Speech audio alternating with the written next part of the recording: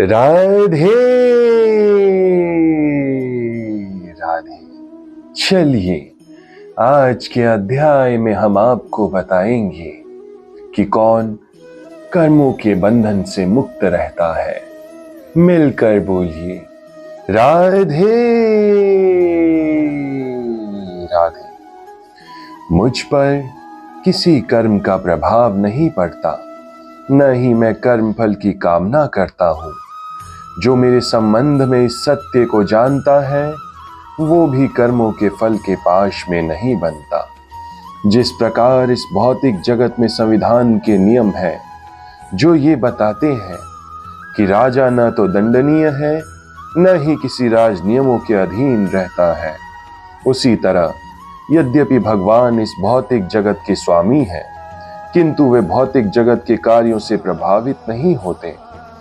सृष्टि करने पर भी वे इससे पृथक रहते हैं, जबकि जीवात्माएं भौतिक कार्यकलापों के सकाम कर्म फल बंधनों में बंधी रहती हैं, क्योंकि उनमें प्राकृतिक साधनों पर प्रभुत्व दिखाने की प्रवृत्ति रहती है। किसी संस्थान का स्वामी कर्मचारियों के अच्छे बुरे कार्यों के लिए उत्तरदायी नहीं, कर्मचारी इसके लिए स्वयं उत्तरदायी होते हैं।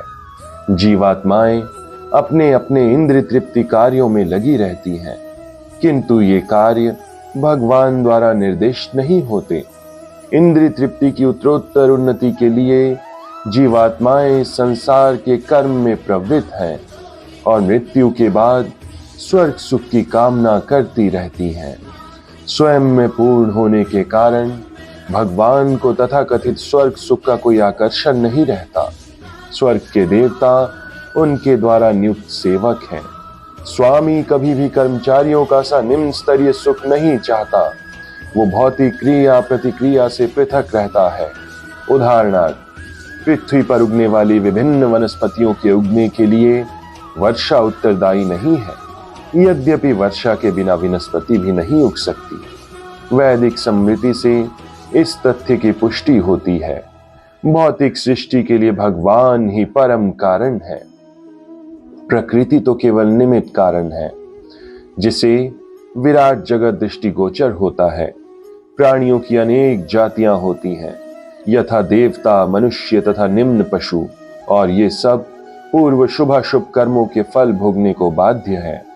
भगवान उन्हें ऐसे कर्म करने के लिए केवल समुचित सुविधाएं तथा प्रकृति के गुणों के नियम सुलभ कराते हैं, किंतु वे उनके किसी भूत तथा वर्तमान कर्मों के लिए उत्तरदायी नहीं होते।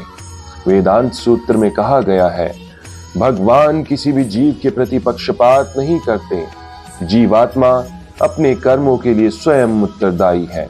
भगवान उसे प्रकृति अर्थात बहिरंगा शक्ति के माध्यम से केवल सुविधा प्रदान करती है। जो व्यक्ति इस कर्म नियम की सारी बारीकियों से भलीभांति अवगत होता है वो अपने कर्मों के फलों से प्रभावित नहीं होता।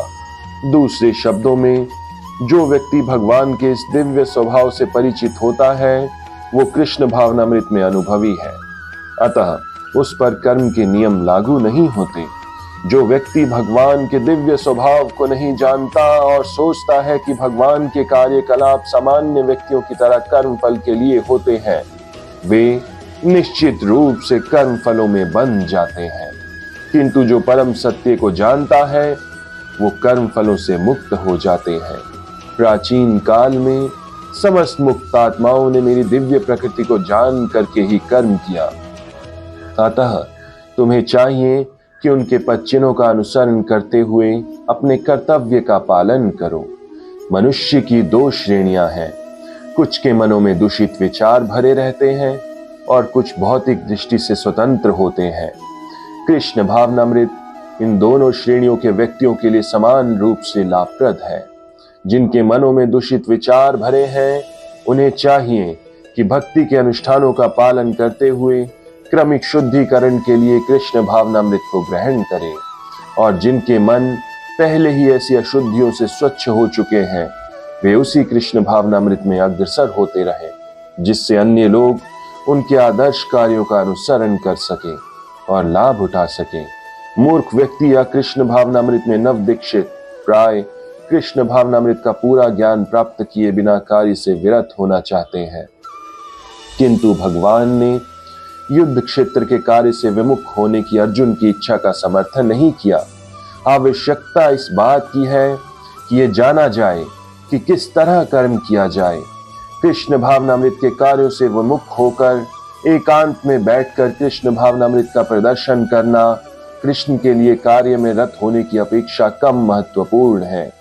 यहाँ पर अर्जुन को सलाह दी जा रही है कि वो भगवान के अन्य पूर्व शिष्यों यथा सूर्यदेव विवस्वान के पद चिन्हों का अनुसरण करते हुए कृष्ण भावनामृत में कार्य करे। अतः वे उसे सूर्यदेव के कार्यों को संपन्न करने के लिए आदेश देते हैं, जिसे सूर्यदेव ने उनसे लाखों वर्ष पूर्व सीखा था।